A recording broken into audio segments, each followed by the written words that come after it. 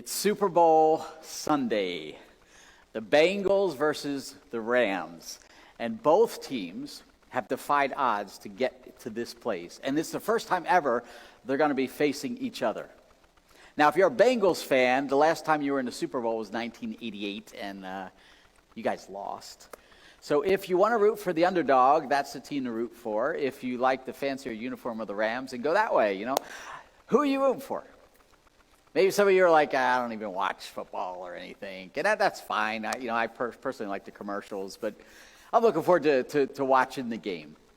The thing about sports, though, that gets me, and again, I'm not a really big sports fan. I love playing sports, but I'm not a big fan of watching all the time. But when it comes to sports, you have certain people, okay, we'll just use that term, certain people who they get really excited.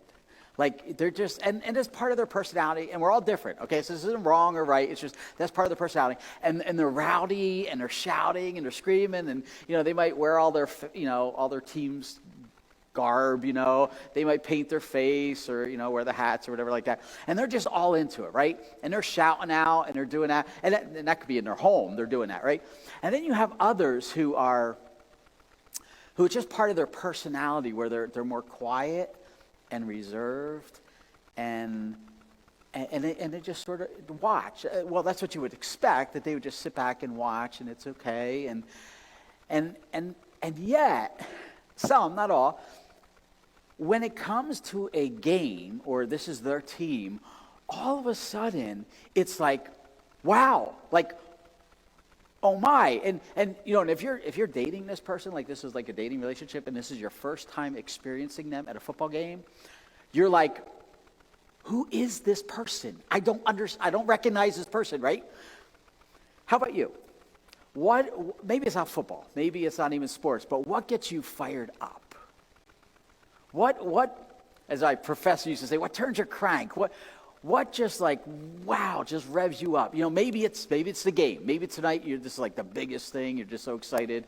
Maybe it's when you play sports. Like, you don't get too excited watching it. But when you're playing sports, you're like, oh, you're another person. And you're rooting for your team, and you're shouting, and you're excited, and you're off the bench because you just want to yell and scream and all that kind of stuff.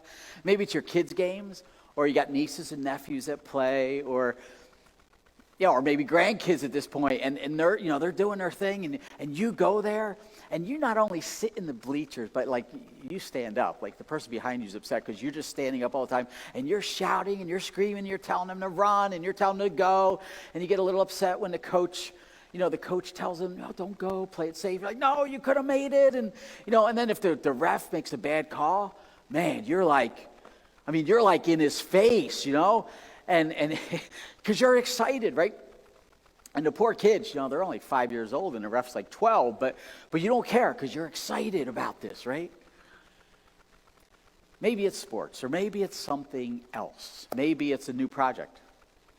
Maybe your boss came to you this week and said, hey, we got a new project coming down the pike, and I want you to lead it out. And you're like, yes, this is going to be so cool, and you get to build your team, and you're just excited. This is wow, maybe it's a home project. We just started remodeling our bathroom. Well, actually, we started a few months ago, but maybe you're excited about something like that. It's like, wow, I can't wait to get this done, or maybe a business venture. Somebody came to you and said, hey, I'm thinking of starting this, or I'd like to help you get started in this, and you're like, wow. And all of a sudden it just clicks, and you're like, man, yes, we're going to do this. This is going to be exciting, right? Maybe it's a hobby, or maybe it's sports, and you just love it. Maybe what gets you excited is when you're driving, and it's the open road, and you're just like, yes, this is awesome. Especially if you have a stick, Or maybe what gets you fired up is when you're driving on that open road, and then you get to a place where it's a 4-lane highway, and you're driving in the fast lane not because you're going fast, just because people are, they're just not driving as fast. And you're just going by, and all of a sudden you see up ahead, there's that truck or that car that's going a little slower, and there's somebody behind them. And then all of a sudden, that person decides to get into your lane, and you're like, what are they doing? And they're going uphill, and then they go no faster than the person in the lane that they're trying to pass. And you're like, what are you doing, right? See, I can get fired up about that stuff. What gets you fired up? There are times when Jesus got fired up. And today what we're going to do is we're going to look at one of those as we continue our series, Drive. And if you're new to this series, what we've been doing is we've been looking at the things that drive Jesus. And you can always catch up online. They're all there. And what we've been hoping is literally as we see what drives Jesus, that as we want to follow him, that hopefully, with God's grace, we can take some of the things that drive us that may not be so good and adopt the things that drive Jesus. Today we're going to look at is an account that is recorded in a couple different places, but Matthew records it, and Matthew jumps right in. And this is what he does, because we're going to jump right in. It says, Jesus entered the temple. He entered the temple courts and he drove out all those who were buying and selling there. He overturned the tables of the money changers and the benches of those who were selling doves. And if you're reading this for the very first time, or if you haven't read it in a while, all of a sudden you're like, wow. You're taken back. And Matthew's just jumping right into the story. So we're like, where did this come from?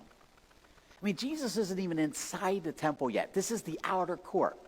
This is like, if I could describe it in a church setting, like, here we have, pretty much our worship area, and then we have like a walkway out there, but there's not a barrier or foyer. But if you've been to some of the larger churches, and we've been to a bunch of them, and the larger churches, they have the auditorium, and outside the auditorium, they have a large foyer, and some of them are really big.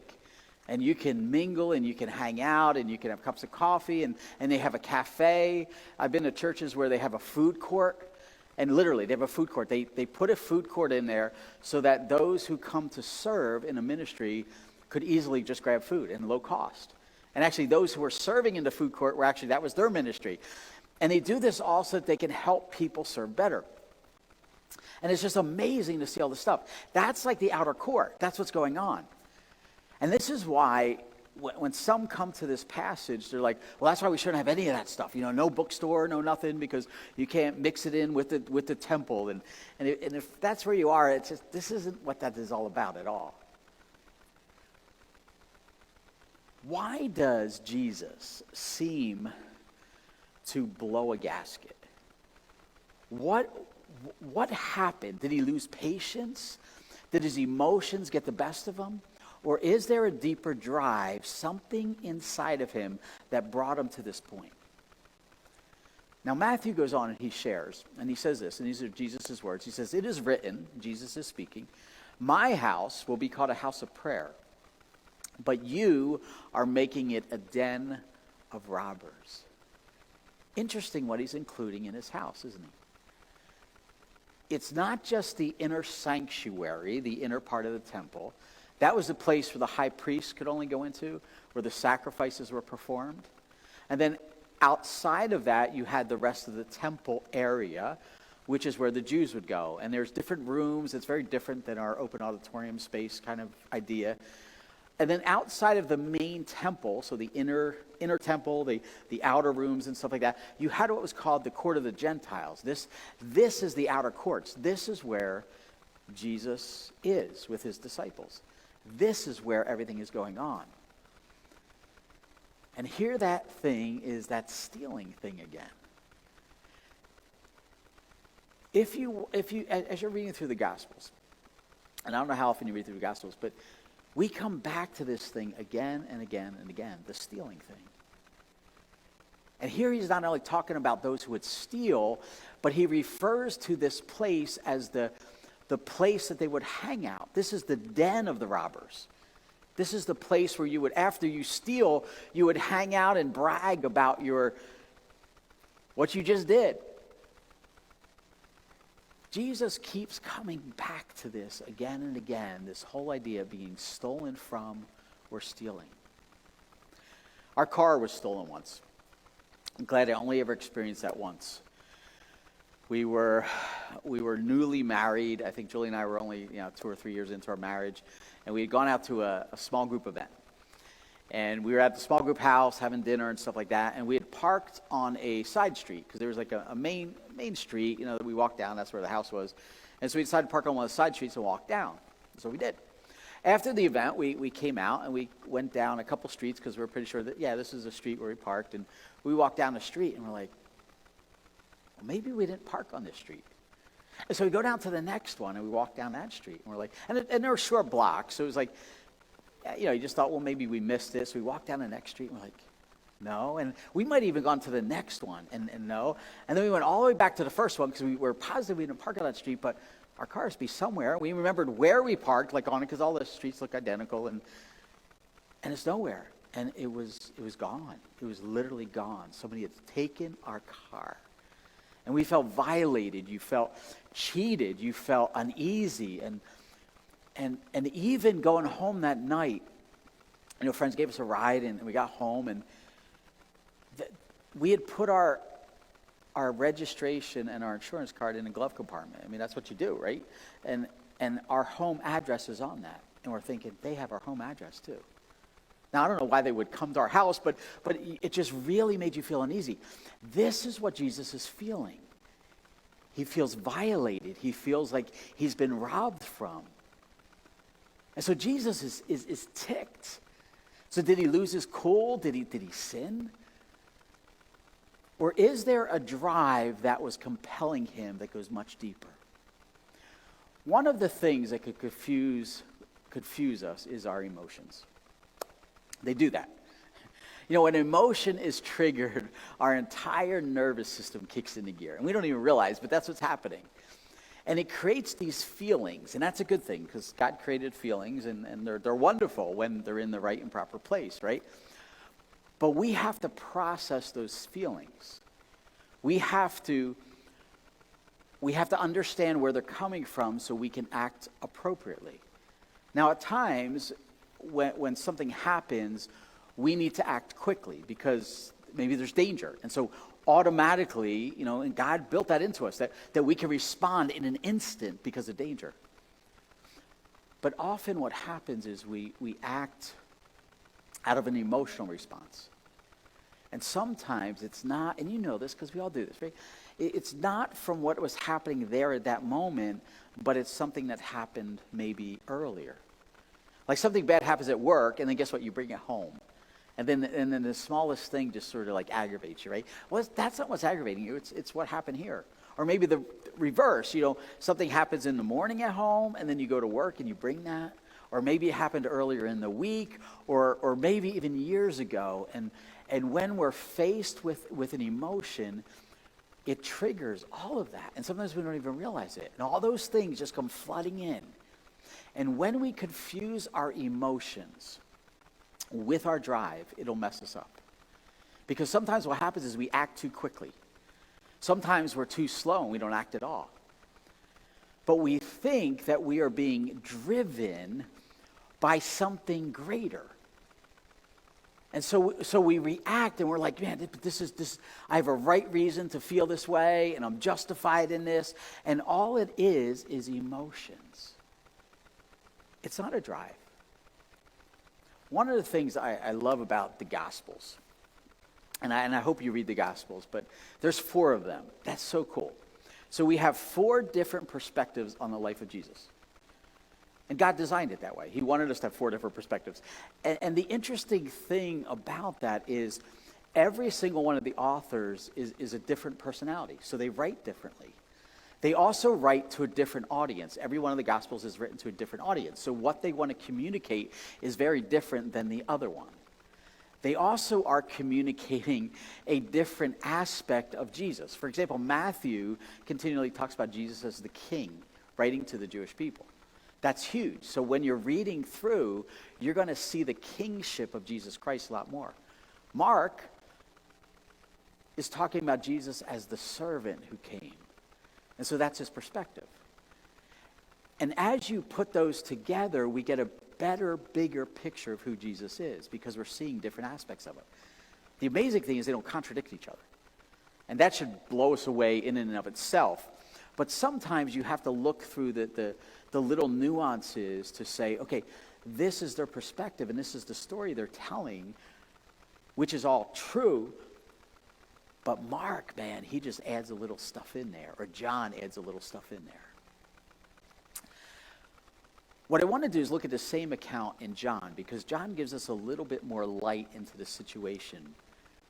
And John starts out like this. He says, when it was almost time for the Jewish Passover, Jesus went up to Jerusalem. Now, it's not that you don't know that's happening if you're reading Matthew, but Matthew doesn't lead in with that. He just jumps right in. It's like, okay, jump right in. Let's go. Let's talk about this, Where John gives you a little bit more backstory. He gives you a time frame. He's telling you what's on the heart and mind of the Jewish people and what's on the heart and mind of Jesus.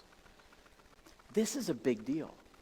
I mean, Passover is this is bigger than Christmas, okay? And even if you're a Christmas fanatic, this is huge. It was a reminder to the Jewish people of the sacrificial lamb. When they were in Egypt, in slavery, Moses comes along and God tells them through Moses, okay, what I want you to do is I want you to go out to your field and I want you to pick the best lamb you got. And if your neighbors don't have a lamb, you invite them into your house and you bring this lamb in and I want you to kill it. And that lamb is a sacrifice. And I want you to take the blood, and you're going to take that blood of the lamb and you're going to put it over your doorpost. And that doorpost, as the angel of death comes through and sees that blood, it will pass over you. That's why it's called the Passover. And because they did that, they are let out of Egypt. And they are brought into freedom from all the 400 years of bondage that they were in. And it's all because of God's grace, and because now God was acting in a way that was their victor, was their champion, and they now experience freedom. All that's wrapped up in the Passover. And all that is now wrapped up in what happens and what takes place in the temple. This is what's on the mind and the heart of Jesus, and should be on the crowds. John goes on, and it's similar to Matthew. Listen to what he says. He says, in the temple courts, he found people selling cattle, sheep, and doves, and others sitting at the tables exchanging money. And at first glance, if you walk into there, you're like, okay, this is what happens. I mean, this is just normal, everyday stuff in Judaism, because, it's time for Passover, and people have to come, and they have to bring their sacrifices, and guess what? They might not have an animal. So guess what? That the temple set it up. So guess what? You could come and you could buy your animal and you could go in and sacrifice, right? Or give it to the priest, but you could go do that. And if you don't have the right currency, what happens is we're going to exchange that for you, because you have to use temple currency. And you have to bring that in, and then you can use that and you can buy whatever you need. And they were allowing this to all take place, so it looks good. But this is not what God had in mind. It was filled with corruption, but they were so used to it. This is just the way it is, that they didn't even see it anymore. And they're exchanging currency. And when they exchange a currency, guess what? There's a markup on that currency. And then they're selling animals, and guess what? It's like getting food at a stadium. The prices are way jacked up. Why? Because you got to get your animal. And if you brought an animal from home, probably wasn't good enough, so you got to buy one of theirs. And literally what had happened was that the Jewish leaders had created a system, and they had put in place laws that the people had to follow, and it benefited them financially. That's just wrong, right? And this is what Jesus is seeing taking place. One day I was taking a drive. I love to drive. And I was taking a drive. I don't remember where I was going. I just remember what happened. And I was out on a drive, and I think it was like springtime. So it was past, where you needed heat in the car, and it was just before you needed air conditioning and stuff like that. I might even have the sunroof open or something like that. And I'm driving down the road, and as I'm driving for a while, I just started feeling a little off. And I'm like, I felt okay this morning. I don't know why I feel like... It was one of those things where you feel like something's coming on, and you're a little like, okay, maybe I should worry. Maybe I should just, get some more, I don't know, eat something or whatever, try to kick it out.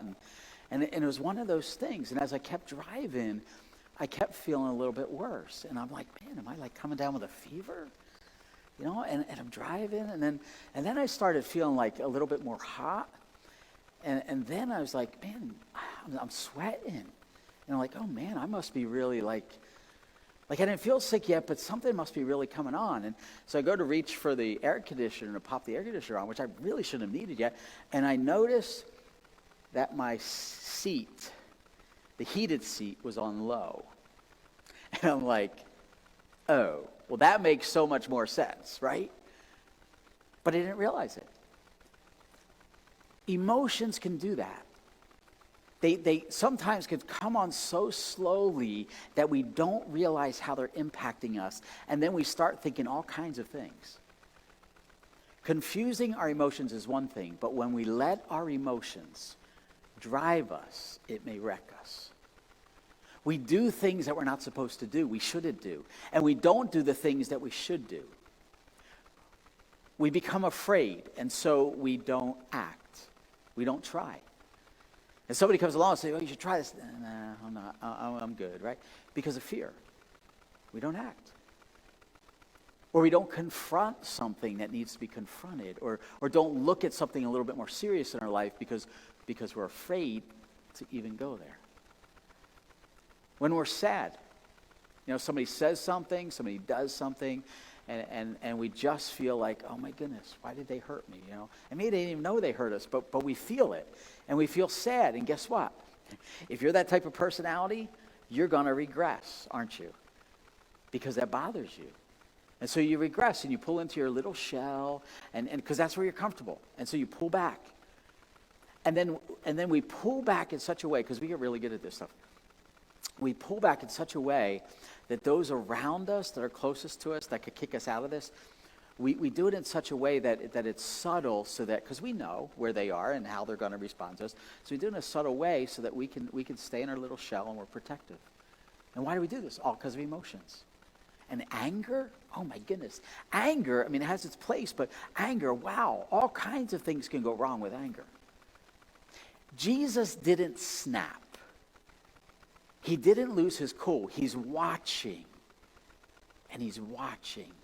And this is what John records. So he said, so he made a whip out of cords. This is very different than Matthew's account, isn't it, right? And so Jesus makes a whip. Now, how did he do this? I don't know. I don't know how long this took. We don't know, because we don't get all those details. We get a story, and we miss all that fun, like the more details. So what took place? They could have walked into the market, and Jesus met up with John and Peter, and they're like, hey, man, how's it going? This is normal. They were so used to it. Jesus had experienced this before. It's nothing new. But he walks in here, and maybe he went up to one of the first merchants and said, hey, could I get a couple of those cords?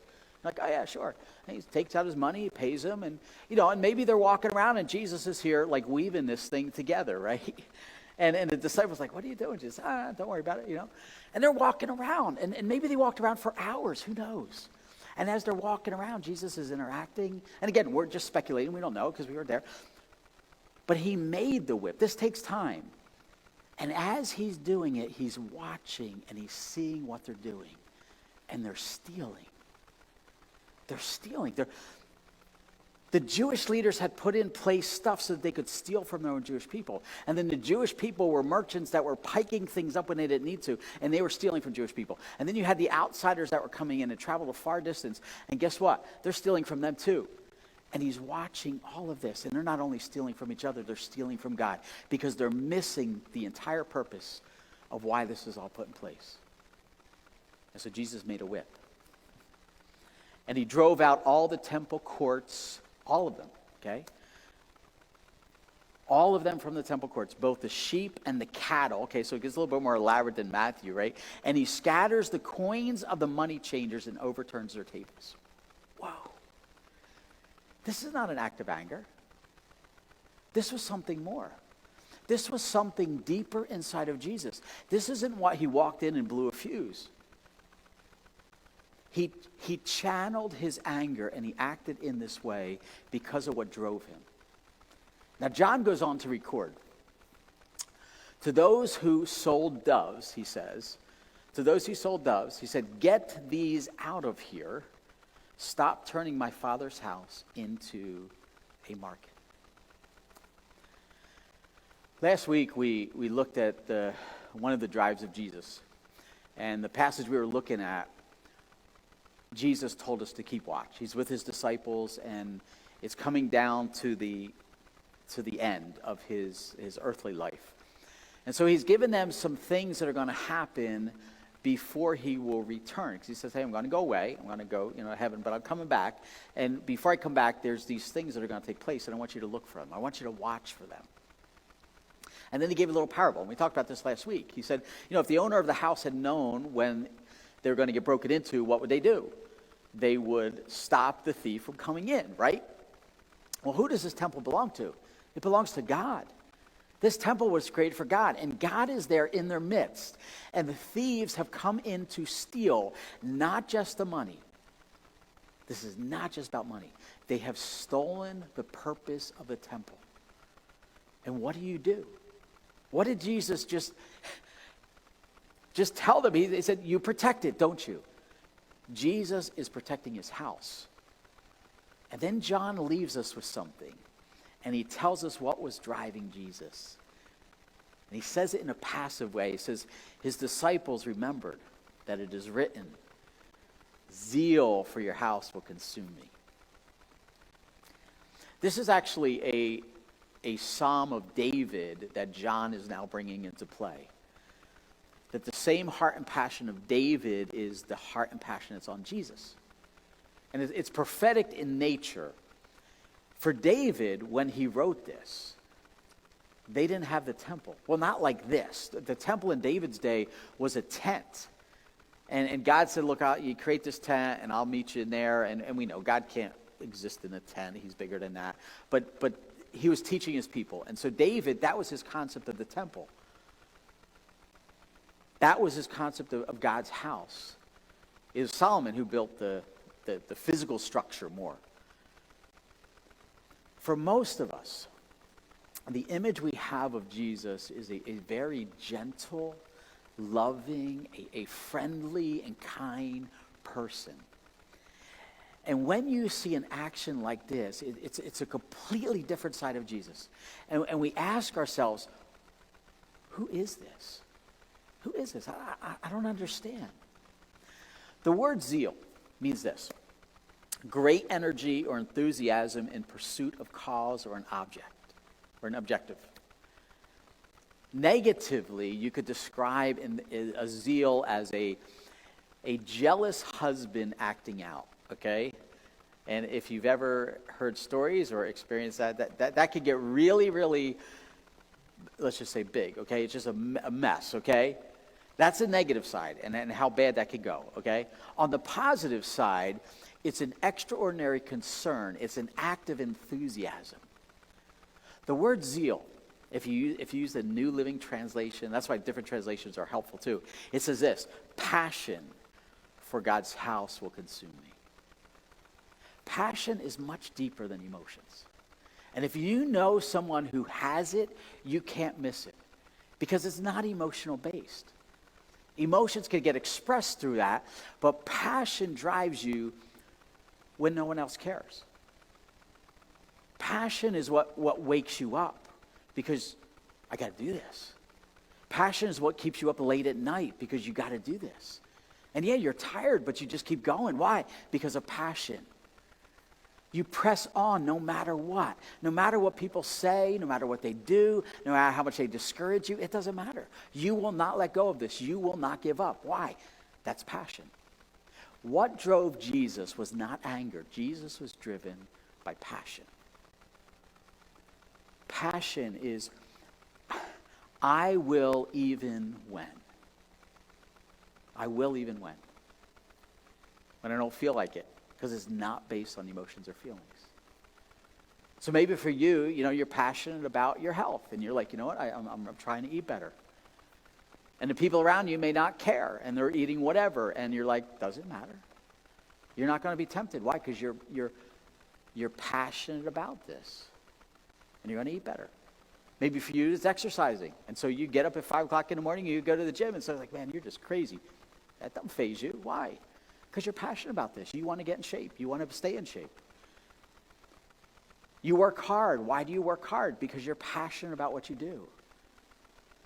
Maybe you get up in the morning, or maybe it's late at night and you read the scriptures. Why? Because it's a passion, not because you feel like it or you didn't feel like it. You spend time in prayer. Why? Because you feel like it? No, because you're just passionate about it. You know God wants a relationship and wants to hear what you have to say. You serve him out of passion, not out of emotions or feelings. When you have passion for something, it's translated into that. Your job. God gave you gifts and he gave you talents, and you have a job for whatever that is, right? And you should be passionate about it. Why? Because you're using your gifts and your talents and your abilities, and you're doing something with that. You can be passionate about a job. You can be passionate about a hobby. You could be passionate about your car. Man, you're waxing and washing all the time because you're passionate about it. I'm passionate about my wife, so you can't be, because that's my wife, okay? You could be passionate about a lot of things, but emotions mess with us because we're not sure. Because we base it on feeling. John wrote, he said, God so loved the world. God loves us. He loves you. That's why he came. He went to the cross because he loves you, right? He loves you. And you say, and you may be saying, well, I don't know if I really feel like God loves me. But he said he does. Yeah, but I don't know. There's times when I just don't feel like things are going right in my life, And we could do this for other people too. We could do it for our spouse. We could do it for our kids. We could do it for our parents. It's like, I don't really feel it. Okay, I get that, but God loves you. And if we get lost in the emotions, we could go down that path forever. But see, passion creates action. Are we confusing our emotions with a drive? The temple for Jesus was a physical place, and he acted on that out of zeal, out of passion. Now that we're on the other side of the Old Testament, okay, and that's a whole other discussion, but we are in that era where we're after the cross, we're after the resurrection of Jesus Christ, we're after the time when the Holy Spirit comes upon those who believe and are followers of Jesus Christ.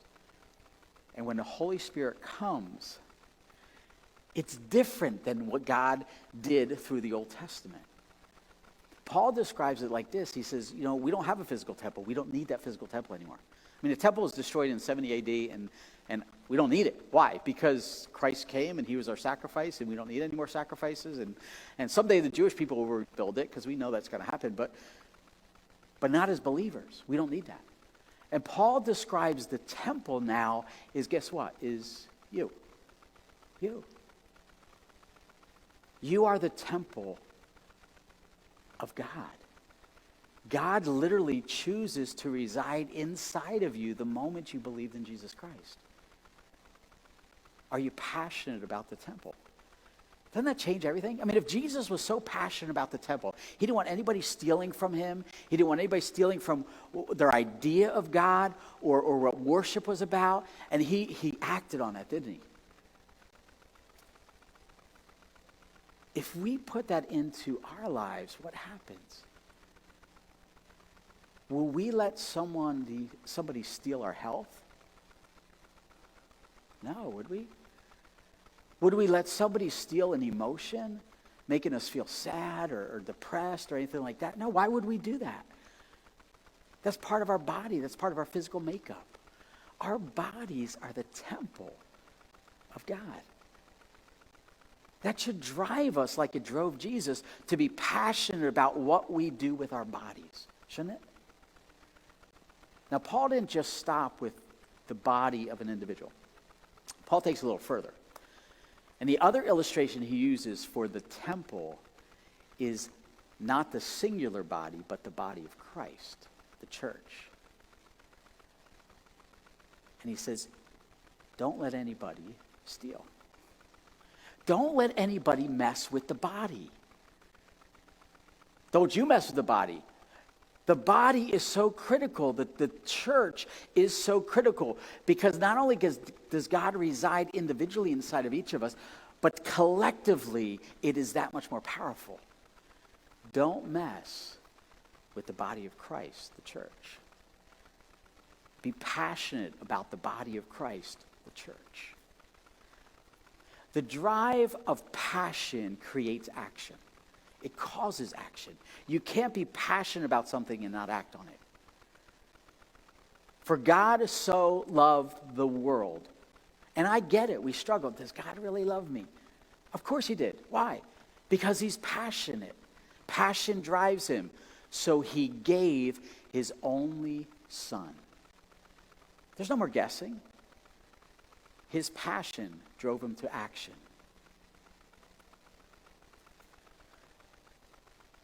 Does passion drive you? Is my passion for God creating action? And that's the question that I think Jesus is challenging us with this. Father, thank you so much for Jesus Christ. Thank you so much for the cross. Thank you that you loved us so much that you acted on that and you sent your son to die for us. No greater love can anybody give than to give up their own life. So Lord, I'm asking that as we all got our passions and we got our drives that we have to deal with, and Lord, hopefully some of the stuff you challenge us on today will hopefully help us to reflect. But most of all, Lord, what I want us to walk away with today is that your passion drove you to act, and it continually drives you to act. So will you help us in our doubts, in our faith walk? For some, it's even trying to figure out if you're really real. Is eternity real? For others of us, we're struggling through life and we're wondering, God, are you really involved in my life? Do you really care? So Lord, may our emotions not drive us, but may our passion drive us. May you instill us the passion that you have. And as we read your word, as we continue to dive into it, may we see more and more how your passion drove you to act for us all the time. Thank you, God, for the challenges today in our minds and in our hearts. Thank you for your Son, Jesus Christ. We pray in his name.